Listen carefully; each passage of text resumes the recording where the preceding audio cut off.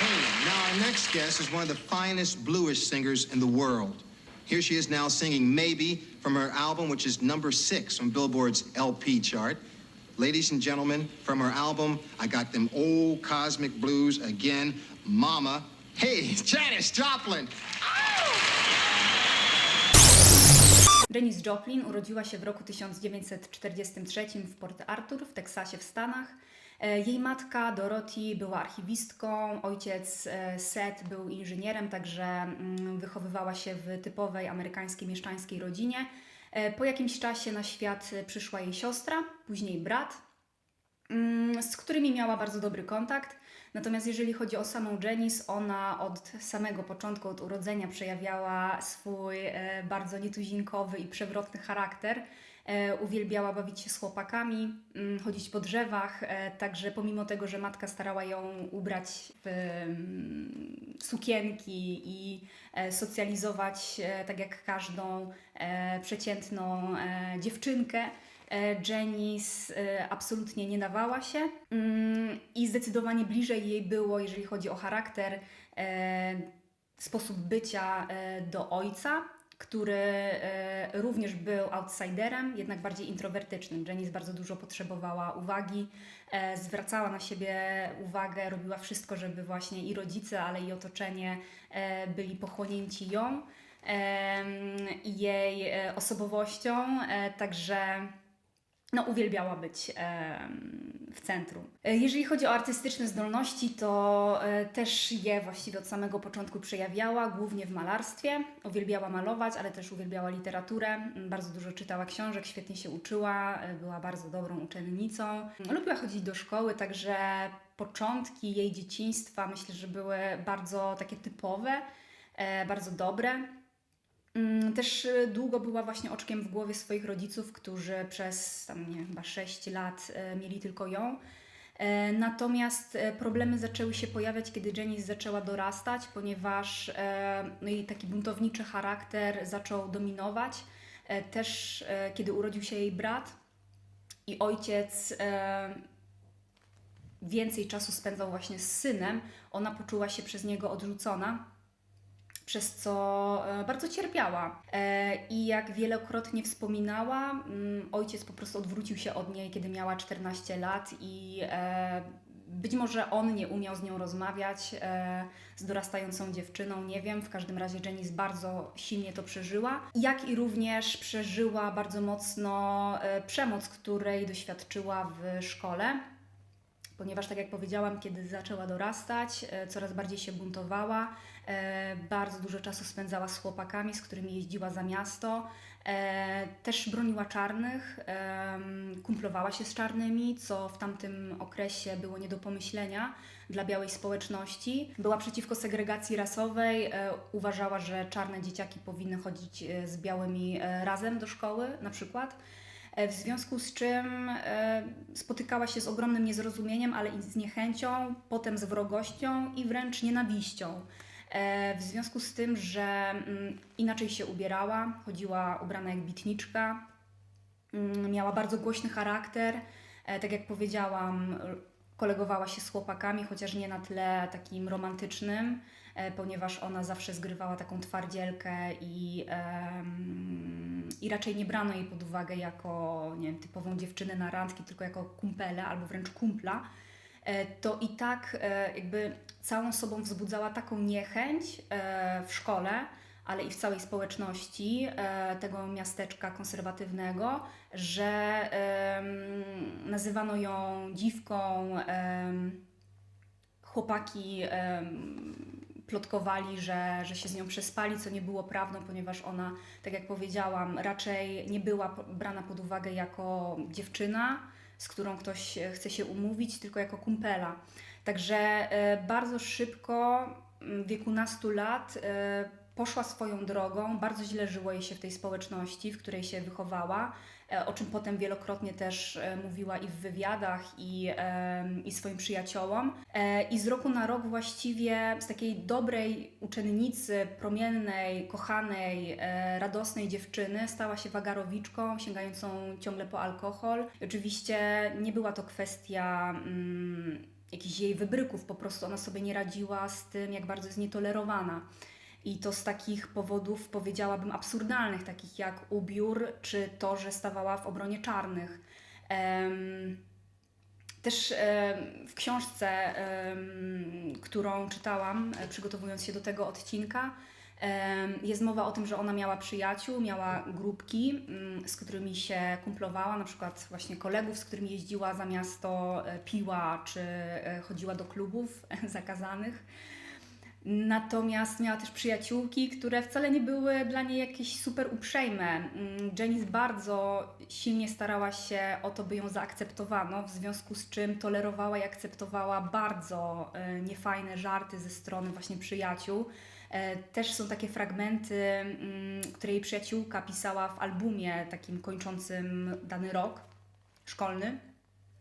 I jej komentarze, niby przyjaciółki, są naprawdę bardzo kąśliwe, bardzo przykre, więc trudno mi jest sobie wyobrazić, co Janice musiała przechodzić, skoro nawet jej najbliższa przyjaciółka była tak wredna w stosunku do niej, a Janice po prostu za cenę akceptacji i bycia wśród ludzi musiała tolerować takie traktowanie. To bardzo, bardzo, bardzo negatywnie się na niej odbiło, na jej poczuciu własnej wartości.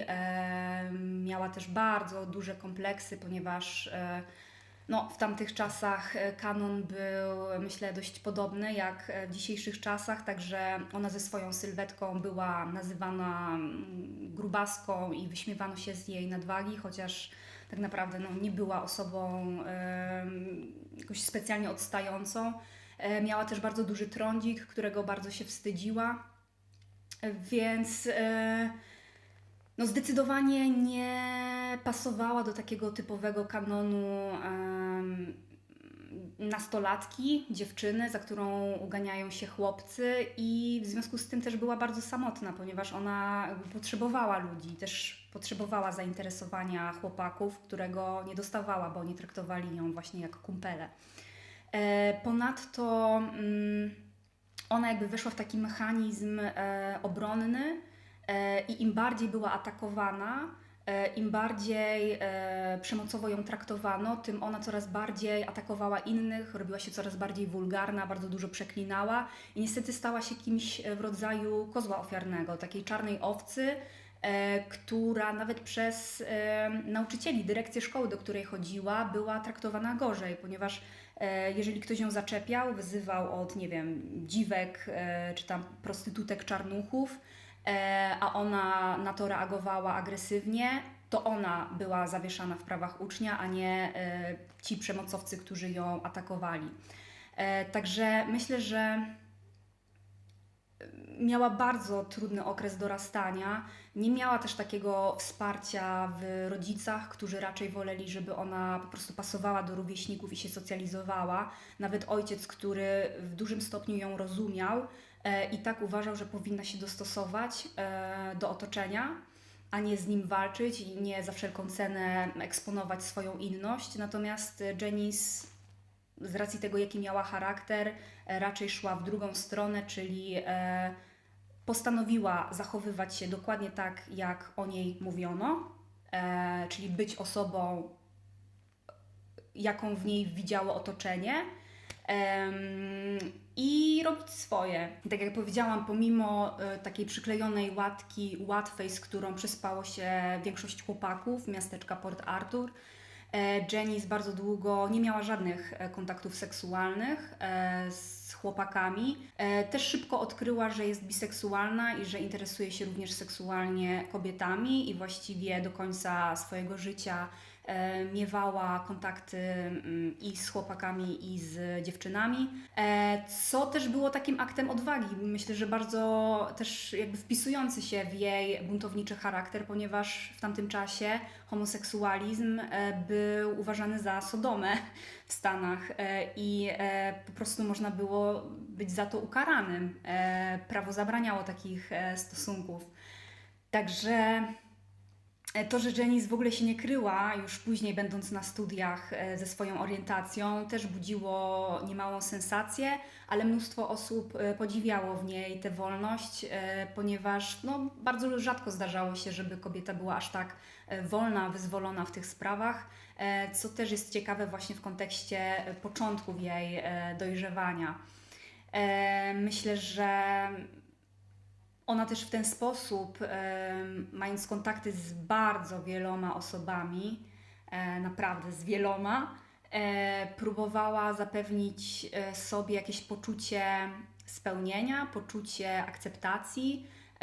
Uciekała od swojej samotności, którą właściwie przez całe życie czuła. Także no, uwielbiała być z kimś, ale też ludzie uwielbiali być z nią. Była niesamowicie ciepłą, radosną, zwariowaną osobą, także nic dziwnego, że po prostu wiele osób do niej lgnęło. I tak jak powiedziałam, pomimo tego, że właściwie rzadko udawało jej się utrzymać jakiś dłuższy związek, chociaż czasami tak było, to, no to jej kochankowie i kochanki bardzo dobrze ją wspominają jako osobę, która była właśnie niesamowicie zwariowana, radosna, oczywiście też pogubiona przy okazji, poszukująca, ale przede wszystkim ciepła, dobra i kochana. Bardzo silnym demonem, który prześladował Janice do końca życia i z którym starała się radzić sobie na wszelkie różne sposoby, przede wszystkim używając najróżniejszych używek, było poczucie inności, poczucie samotności, ogromny stres, ogromne napięcie, ponieważ kiedy już zaczęła śpiewać, a stało się to, kiedy miała 19 albo 20 lat, pomimo bardzo entuzjastycznych recenzji, bardzo ciepłego przyjęcia, ona odczuwała ogromny stres w związku z tym, napięcie, ciągłe napięcie. Także próbowała rozładować te wszystkie trudne emocje właśnie używkami. Stosowała bardzo wiele różnych środków. Nie stroniła od chyba wszystkich narkotyków, które były wówczas dostępne. I oczywiście od alkoholu. Także z wieloma osobami, z którymi się spotykała się również dlatego, żeby wspólnie po prostu zagłuszać swoje trudności, żeby lepiej się bawić, żeby móc przeżyć kolejny dzień. Także niektóre osoby, z którymi spotykała się, dawały jej ultimatum, że jeżeli nie przestanie na przykład brać heroiny, to z nimi koniec. No i tak faktycznie kończyły się niektóre jej związki, ponieważ Janice pomimo usilnych starań, żeby rzucić niektóre nałogi, no ostatecznie i tak do nich wracała, także też przez całe życie zmagała się z wieloma uzależnieniami. Natomiast no chyba jej problemy emocjonalne, traumy, których doświadczyła właśnie jako nastolatka, no nie dało się od tego uciec na dłuższy czas. Jeżeli chodzi o ideę szwindlu sobotniej nocy, to tę prawdę przekazał jej ojciec jako właśnie taką uniwersalną prawdę na temat życia, która znaczyła mniej więcej tyle, że nieważne jak się starasz, nieważne co zrobisz, na przykład w ciągu tygodnia, jeżeli masz nadzieję, że w weekend spotka Cię jakaś nagroda w postaci, nie wiem, przyjemności albo oderwania się od codzienności, no to spotka Cię ogromny zawód, bo tak naprawdę nagroda nigdy nie przyjdzie.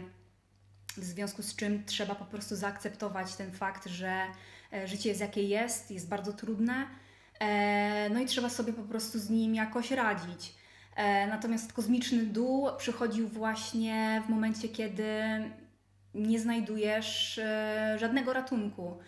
I Janice właściwie ciągle wpadała w ten cuk, w to błędne koło, mając nadzieję, że na przykład kariera, sława, pieniądze, seks, miłość, narkotyki przyniosą jej upragniony spokój, rozluźnienie, akceptację, miłość, sympatię, uznanie, tak naprawdę zawsze zderzała się ze ścianą, po której przychodził ogromny dół.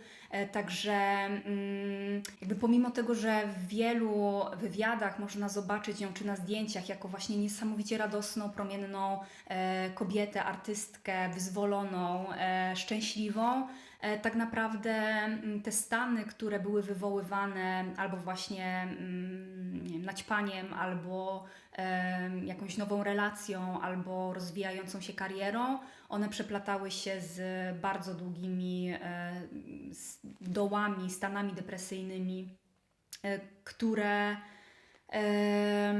czasami starała się leczyć specjalistycznie, natomiast o wiele częściej po prostu no, sięgała znowu na przykład po narkotyki albo seks z kolejną osobą. Także o ile jej ojciec, który bardzo dobrze rozumiał jej ból, jej cierpienie spowodowane życiem, on jakoś starał się chyba zaakceptować po prostu ten fakt i żyć tak dobrze, jak tylko potrafił. Janice zdecydowanie sobie nie radziła i albo inaczej, radziła sobie tak, jak potrafiła. Niestety wyniszczało ją to i ostatecznie doprowadziło do śmierci. Jeżeli chodzi o jej karierę muzyczną, to ona rozpoczęła ją przed 20 rokiem życia. Tak jak powiedziałam, na początku fascynowało ją malarstwo i chciała zostać wielką malarką. I też bardzo dobrze jej szło w tej dziedzinie. Była niezwykle doceniana, wygrywała różne konkursy. Natomiast w momencie, kiedy pierwszy raz zaśpiewała publicznie i zobaczyła, jak wielki entuzjazm budzi w odbiorcach, początkowo byli to jej znajomi i przyjaciele, poczuła, że chyba to jest ta droga, że właśnie jako wokalistka jest w stanie może być właśnie bardziej zaakceptowana, uznana przez otoczenie, na czym najbardziej jej chyba w życiu zależało. No ale też miała ogromne zamiłowanie do muzyki. Dzięki muzyce wyrażała swoją ekspresję, wszystkie uczucia, które nią targały.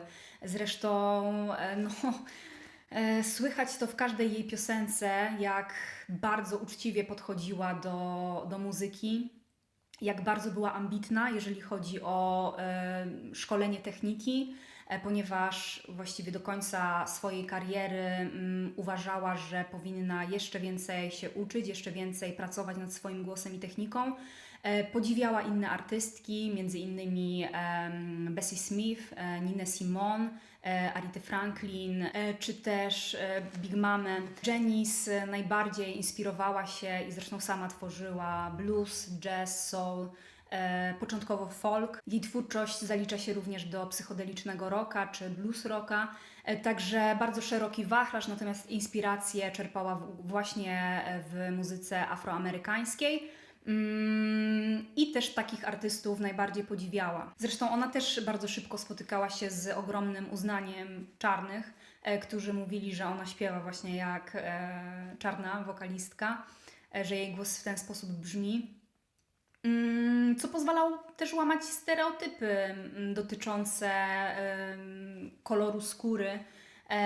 I myślę, że takie osoby jak Janice były bardzo potrzebne w tamtym czasie, czy też Elvis Presley, bo ona jakby nie była jedyną białą wokalistką, która inspirowała się muzyką czarnych. Natomiast takie właśnie osoby były niezwykle potrzebne, żeby łamać, burzyć podziały. Ale oczywiście to wymagało ogromnej odwagi. Did your parents encourage you to sing at all?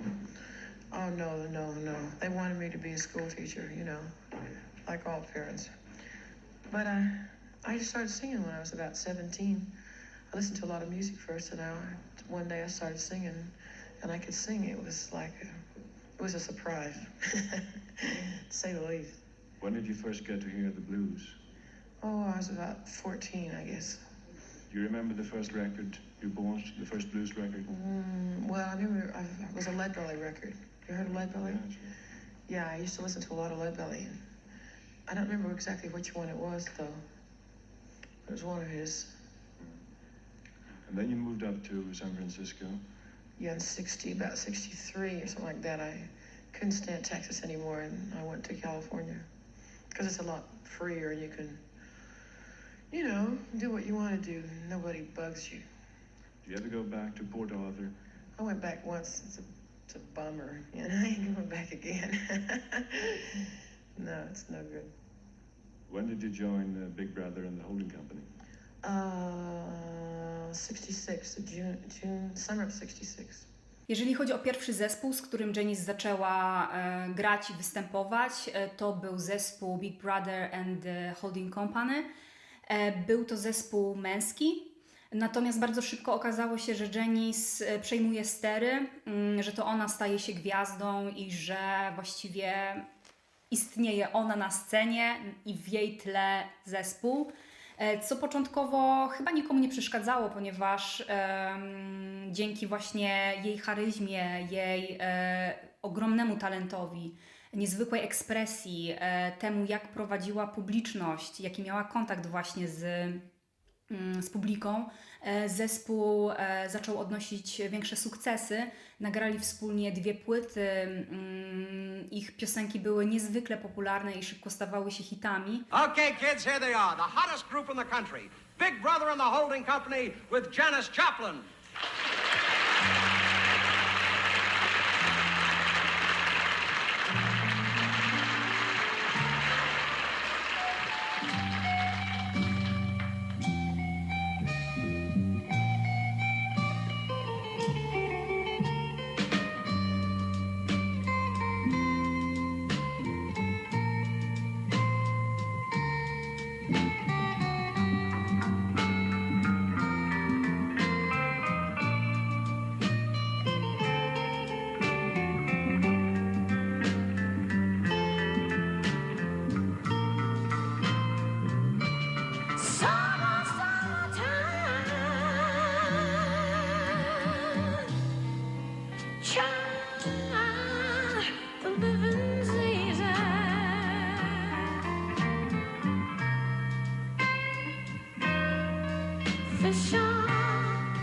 Fish are jumping now.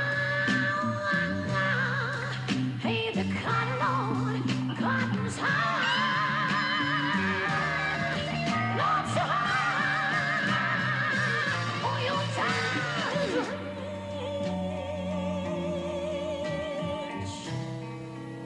And your mom, she's good looking now. She's looking good now.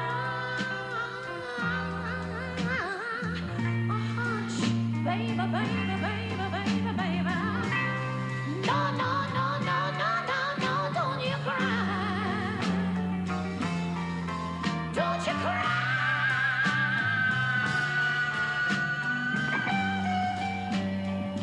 Natomiast po jakimś czasie to stało się niestety powodem goryczy wśród chłopaków z zespołu, którzy no po prostu czuli się trochę odsunięci na bok, trochę niezauważani i o ile w początkowych fazach kariery tego zespołu razem z Janice oni się uwielbiali, traktowali jak członkowie rodziny, byli ze sobą bardzo blisko, wspólnie mieszkali. Oczywiście tam były też romanse między nimi, które szybko się też kończyły. Natomiast no zdecydowanie jakby kultywowali taką ideę, że zespół jest jak rodzina, że są razem, że wszystko robią razem i to świetnie prosperowało. Po jakimś czasie niestety w zespole zaczęły się tworzyć napięcia, konkurencja, niektórzy członkowie też popadali w nałogi, przez co zawalali swoją pracę. No i oczywiście pojawiała się też zazdrość o Janice, która zdecydowanie była gwiazdą i na której skupiała się cała uwaga mediów czy też publiki. I z takiej właśnie bardzo zżytej paczki prawie rodziny pojawili się outsiderzy, osoby, które są wrogo do siebie nastawione, które są nieufne wobec siebie i przed odejściem Janice z tego zespołu atmosfera była bardzo, bardzo trudna. Janice jednak miała takie poczucie, że musi odejść, ponieważ chłopaki nie do końca idą razem z nią, nawet nie tylko jeżeli chodzi o popularność, ale również o umiejętności. Ona wiedziała, że jeżeli będzie chciała się rozwinąć, a na tym jej bardzo, bardzo zależało, tak jak powiedziałam, ona podchodziła bardzo ambitnie do wokalu i do swojej kariery. Wiedziała, że ten moment musi nadejść i nie było to wcale dla niej takie łatwe. Ona kochała tych chłopaków i no, też, tak jak mówiłam, bardzo zależało jej na relacjach z ludźmi, także była to bardzo trudna decyzja, ale Joplin uważała, że jest nieunikniona, no i też miała rację. I'm delighted that Janis Joplin is back. I would like to read you a few lines from Newsweek magazine. Wait a minute. Oh, right here in my untidy desk. You remember that there's a terrific picture of Janis. Maybe she doesn't think so. I should have cleared it with. This is on Newsweek's cover some weeks back. And Janis is, there's an article called Rebirth of the Blues. And in it, someone said, at the first and now historic 1967 Monterey International Pop Festival, a volatile vial of nitroglycerin named Janis Joplin blew the rock world wide open. Singing with a tortured passion that has become her trademark, she unleashed Big Mama Thornton's classic Ball and Chain. And since then, this 26-year-old white girl from Port Arthur, Texas, has gone on to be the first female superstar of rock music. And she is. Will you welcome Janis Joplin? Yeah.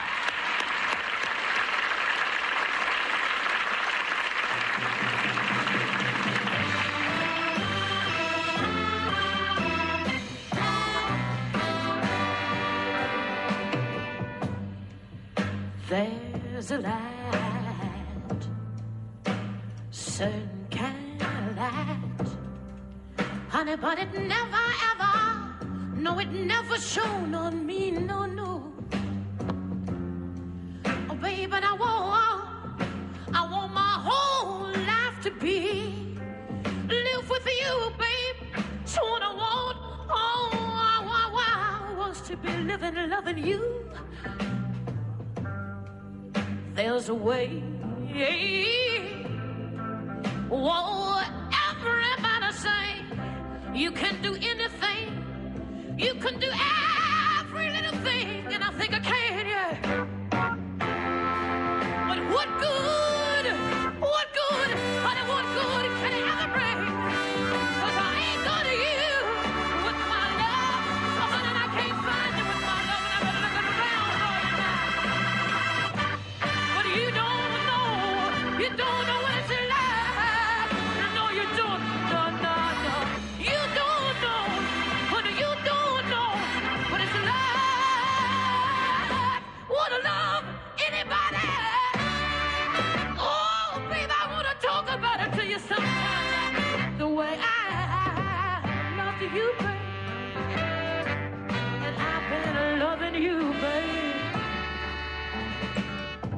Janis uwielbiała się w roli gwiazdy, czuła się świetnie, kupowała sobie futra, nosiła się jak gwiazda, uwielbiała być kochana przez fanów i z jednej strony jakby bardzo dobrze zrobiło jej to wbicie się jako jedynej właściwie ze swojej miejscowości, natomiast to też nie spowodowało tego, że ta społeczność ją uznała kiedykolwiek. Również pojawiały się coraz większe napięcia z jej rodziną, która też nie akceptowała stylu bycia, stylu życia Janis, ponieważ no, była niezwykle odważną kobietą. Robiła sobie nagie sesje, gdzie było widać na przykład jej piersi i jej rodzice, zwłaszcza matka, jak to zobaczyli, to mocno to przeżywali, więc raczej rodzina oczywiście cieszyła się z jej sukcesów, które były ogromne, ale też w jakimś stopniu zawsze się jej chyba wstydzili albo gdzieś z dużą ostrożnością i rezerwą podchodzili do tego, jaka ona jest. I kiedy na przykład ona zapraszała ich na jakiś swój wielki koncert, oni przyjeżdżali do niej do San Francisco, to pomimo ogromnego uznania, którym się cieszyła, jednak widziała duży dystans u swoich rodziców. I to ją po prostu bolało, bo tak naprawdę osiągnęła ogromny sukces, a mimo to gdzieś te relacje nigdy się nie poprawiły. gdzieś zawsze czuła się inna i tak naprawdę to, na czym jej najbardziej zależało, czyli akceptacja, uznanie i miłość, coraz bardziej odsuwały się od niej, chociaż myślała, że właśnie dzięki sławie, popularności i pieniądzom, które też jakby coraz w większych ilościach do niej przychodziły, no nic nie zmieniło w tych sprawach. Innym takim bardzo ważnym wydarzeniem był zjazd absolwentów w szkole średniej, do której uczęszczała, gdzie przeszła takie piekło, na które postanowiła pojechać, co było bardzo niezrozumiałe, bo tak jak mówiłam, miała tam okropne chwile, natomiast ona chyba myślała, że jeżeli wróci tam jako gwiazda telewizyjna, muzyczna, to być może coś się odczaruje. You ever get back to Port Arthur, Texas? No, but I'm going back next in August, man. I guess what I'm doing. I don't know. Night I'm going clubbing to my there? 10th annual high school reunion.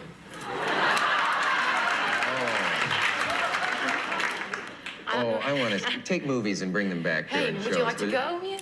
Well, I don't remember. I don't have that many friends in your high school class. I don't either. Or mine, for that I matter. don't either, believe You me. don't either? You why were, I'm going. weren't you kind of weren't you kind of a business administration major or something in high school? What? No, it's something in your past. You were, I worked yeah, once. had something to do with IBM cards. Once I did that, yeah, I worked IBM cards. But in school, I majored in art. I was a painter at the time. Yeah. And do you think you'll have a lot to say to your old high school classmates? I'm gonna laugh a lot, man. Were you not surrounded by friends in high school? They laughed me out of class, out of town, and out of the state. So I'm going home. How do you know?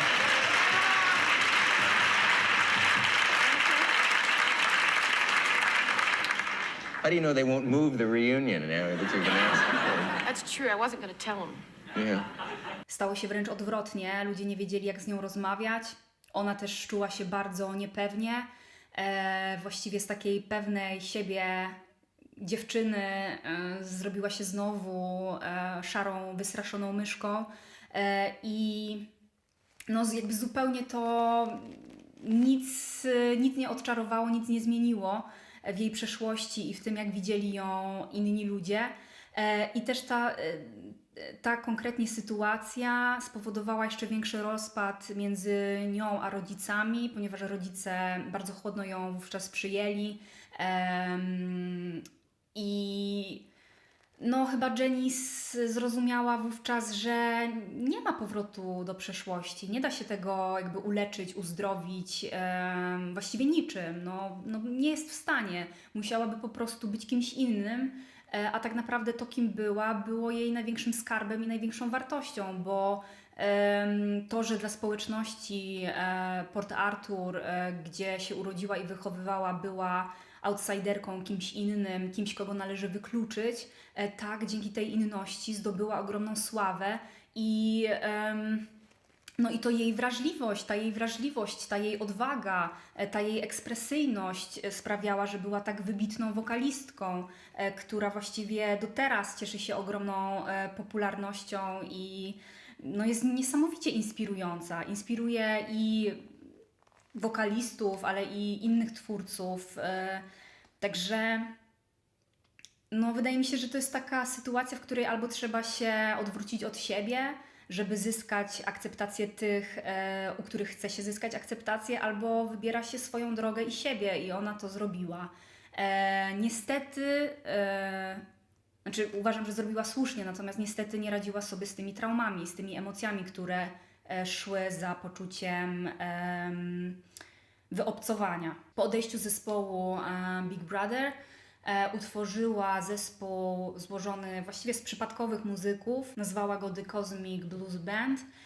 Natomiast mnóstwo fanów miało jej za złe, że odeszła z pierwszego zespołu i też nie do końca chyba czuła się dobrze jako liderka tego nowego zespołu. Tam też ciągle się ktoś zmieniał, jeżeli chodzi o muzyków i nie do końca się czuli, nie do końca wiedzieli, o co chodzi Janice. Wydali jedną płytę Była to pierwsza właśnie solowa płyta Janis, ale ona nie spotkała się z jakimś większym entuzjazmem. I drugim zespołem, z którym również nagrała swoją czwartą, właściwie już ostatnią płytę, która została wydana po jej śmierci. Rozumiała się o wiele lepiej, dużo łatwiej jej się pracowało właśnie z nowymi muzykami. I też ta płyta odniosła duży sukces, być może dlatego, że no, została wydana właśnie po śmierci Janis, ale myślę, że była to kwestia też jej rozwoju, który ciągle trwał. Też tego, że ona ogromną miłość wkładała w to, co robi. Była niezwykłą profesjonalistką i wszyscy to mówili. Oczywiście zdarzało jej się na przykład przyćpać przed koncertem, czy upić się i są takie głosy, że czasami zdarzało jej się wychodzić odurzona na scenę, co nie spotykało się oczywiście z uznaniem. Natomiast jeżeli chodzi o pracę nad płytami, pracę w studio, pracę z muzykami, jak najbardziej była niesamowicie profesjonalna i forsowała swoje pomysły. No i też dobrze się czuła w takiej roli, w takiej pracy. Czasami po prostu nałogi ją dopadały i chyba nie była w stanie się czasami przed nimi bronić. Niestety praca nad ostatnią płytą, ostatnim albumem była dla Janis mocno stresująca.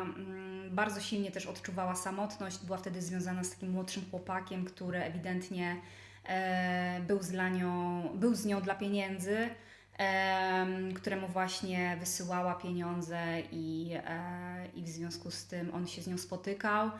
Była po rozstaniu też z wielką jej miłością, mężczyzną, którego poznała w Brazylii, kiedy była na odwyku i z którym się niesamowicie pokochała. On jednak postanowił wyjechać do Azji, ona rozwijać karierę, ale obiecali sobie, że po 1,5 roku wrócą do siebie i będą razem. Niestety nie doczekali się tego.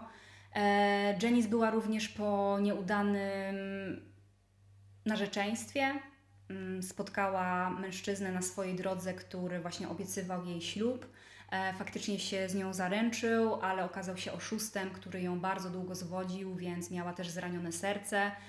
Inna przyjaciółka, kochanka, która dość długo z nią żyła, odeszła od niej, ponieważ nie mogła znieść tego, że Janis bierze heroinę. Także no, była w bardzo takiej trudnej sytuacji życiowej. Don't you know that I'm now? Honey, nobody ever gonna love you the way I tried today to take your pain and all your heartache. And honey, you know it'll always be right. If you ever want me, come on and cry, cry, baby. Cry, baby. Cry, baby. Honey, like you always seem to do. And I know that it might be true, darling, that the grass always looks greener when you're looking at somebody else's yard. But honey, you know the real thing we're waiting for you at home. I pewnego wieczoru, kiedy wróciła sama do hotelu, nie wiedząc, że w skrzynce hotelowej znajduje się list od tego mężczyzny, który był w Azji, z którym chciała założyć rodzinę, czeka na nią, został nieodczytany. David zapraszał ją właśnie do Nepalu, w którym przebywał, mówił, że ją bardzo kocha i że tęskni i że chce się z nią zobaczyć. Janis niestety nie przeczytała tego listu, zamknęła się w pokoju, wzięła kolejną dawkę heroiny. Natomiast była to trochę inna substancja, o wiele mocniejsza, o czym nie wiedziała Janis, także no niestety przedawkowała ten narkotyk. Wcześniej zdarzało jej się kilka razy już przedawkować, natomiast zwykle brała heroinę w towarzystwie, przez co po prostu kiedy schodziła przyjaciele, znajomi, partnerzy ją przywracali do życia. Tutaj niestety była sama. Także dopiero nad ranem, kiedy nie pojawiła się w studio nagraniowym, jej menadżer zorientował się, że coś jest nie tak, ponieważ ona tej pracy nie zawalała. No i znaleziono ją martwą właśnie na podłodze w hotelowym pokoju. Co było ogromnym szokiem dla wszystkich, ponieważ mało osób też wiedziało, że ona bierze heroinę. Gdzieś udawało jej się to ukrywać. Ale to też był taki okres, kiedy właśnie sporo ludzi w jej towarzystwie, w świecie muzycznym przedawkowało heroinę. Także ona przed śmiercią miała takie momenty, w których czuła, że to może być również ona, że ona również może mieć pecha i po prostu przedawkować i umrzeć. Natomiast gdzieś tam pewnie nikt tego tak do końca nie zakłada. No niestety właśnie w związku z tym, że wzięła za mocną dawkę, nie udało jej się przeżyć i odeszła w wieku 27 lat. Ostatni zespół, z którym grała, to był zespół Full Tilt Boogie Band. Full Tilt Boogie Band. Say, you've got a group now, and naturally, as you can see, Janice was not on stage alone, and I never mentioned their name. Yes, Yeah, their it's name. important. It's sort of silly of me to Called slough them off Full like... Tilt Boogie. Full Tilt Boogie is the actual name of the group? Janis Joplin and... No, just Janis Joplin Full Tilt Boogie. One long word. Yeah. What does the title mean? Anything hard What does to... the title mean? It means boogie, man. But where does the phrase Full Tilt Boogie come from? Is that... From a friend of mine who walked into the dressing room one night and said, "Is everybody ready for Full Tilt Boogie?" Yeah? What if he'd yelled something horrible? Would you have called the group that? He yells a lot of horrible things, and we just picked that one. That's good. From amongst the many things he says. Płyta Pearl, nad którą Janis pracowała, została wydana po jej śmierci w 1971 roku i była jej najlepszą płytą, najbardziej popularną, która znalazła się chyba na 122 miejscu najlepszych albumów na świecie. Także została niezwykle doceniona. Krążek ten utrzymywał się przez 9 tygodni na pierwszym miejscu listy Billboardu. Oczywiście dla całego świata to był wstrząs. Nikt nie spodziewał się, że Janis odejdzie w tak młodym wieku, kiedy właściwie cała kariera stała przed nią otworem. I wiele osób pogrążyło się w głębokim smutku, ponieważ nie była właśnie jedyną osobą, która odeszła w wieku 27 lat. W tym samym wieku odeszli i w podobnym czasie Jimi Hendrix, Brian Jones z zespołu The Rolling Stones, czy Jim Morrison z The Doors, później Kurt Cobain z Nirvany, Amy Winehouse. Nie będę tutaj wymieniać sukcesów, które Janis odniosła na różnych festiwalach, czy które krążki, które piosenki były na którym miejscu listy Billboardów, bo myślę, że jest to mało ważne. O wiele bardziej istotne jest to, co Janis przekazywała ze sceny. I też prawda jest taka, że koncerty, które ona dawała, no, mają się podobno nijak do tego, co potem było nagrywane w studio, ponieważ właśnie na scenie była tak drapieżna, tak emocjonalna, tak dzika, nieprzewidywalna, że publiczność po prostu ją wielbiła. Bardzo często mówi się o tym, że ona była kobiecą wersją Elvisa Presleya.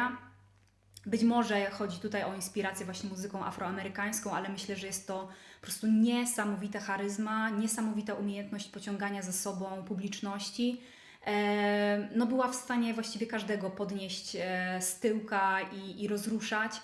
You were written up recently in Life magazine, and I have a copy here, and I'd like to read what you were quoted as saying about your music. The audience sitting down is a weird trip. It's like separateness. But when they're dancing, they're doing it with you. Like you said it to them, and they've got it, and you can play freer and freer. Would you care to elaborate on that? It sounds different when you say it. It's sort of like you as a performer would understand, like an audience communicating with a performer, right? It's instead of like one giving and one receiving, it's like a reciprocal thing. When an audience is dancing, they're communicating with you, and you know that you're getting to them, and they're grooving, and you're grooving, and it's sort of like in feedback. Do you know what feedback is in amplifiers? Yes. When you play the note too loud, and the amplifier play it back, and you play it back, and it goes round and back, and it just makes everything go higher and higher. I see. Well, that clears it up. No, I understand. I don't know what. Yeah, I do. No. I used to sing like that, but I used to get terrible cramps, so I gave it up. We'll be right back after the holding company merges with the Dow Drones and the Industrials. I to, w jaki sposób ona przekazywała swoje emocje, tak czyste, tak szczere, tak głębokie, to jest coś niesamowitego i to jest coś, co myślę do dzisiaj porusza wielu artystów. Jeżeli chodzi o źródła do tego odcinka, to tutaj głównie bazowałam na książce Janis, Życie i muzyka, Holly George Warren z 2019 roku. Fantastyczna książka, mnóstwo fotografii, bardzo dużo szczegółów dotyczących życia intymnego Janis, jeżeli kogoś właśnie interesują też romanse liczne, z kim, kiedy i gdzie i dlaczego, ale też właśnie jej rozterki dotyczące śpiewania, jej ciągła niepewność, jej podejście. Jest tutaj mnóstwo fragmentów jej listów, także bardzo intymna podróż w życie Janis Joplin. Jest również książka biograficzna napisana przez siostrę Janis, Laurę, która nosi tytuł Love Janis. No i film biograficzny Janis z 2015 roku, który też serdecznie polecam. Oraz artykuły w internecie, które są dość skrótowe, ale myślę, że też w jakimś stopniu nakreślają życie i twórczość tej wspaniałej wokalistki. Do you have any explanation why you're so popular?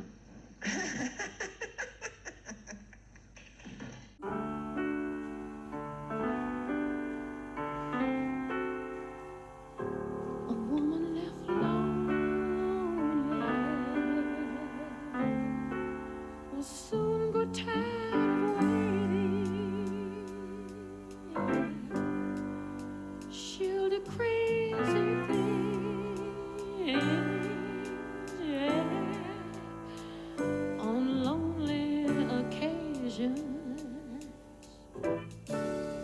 A simple conversation with a new man now and again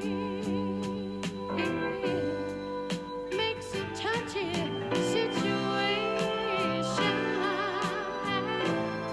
when a good thing's coming to an end, and when she gets lonely,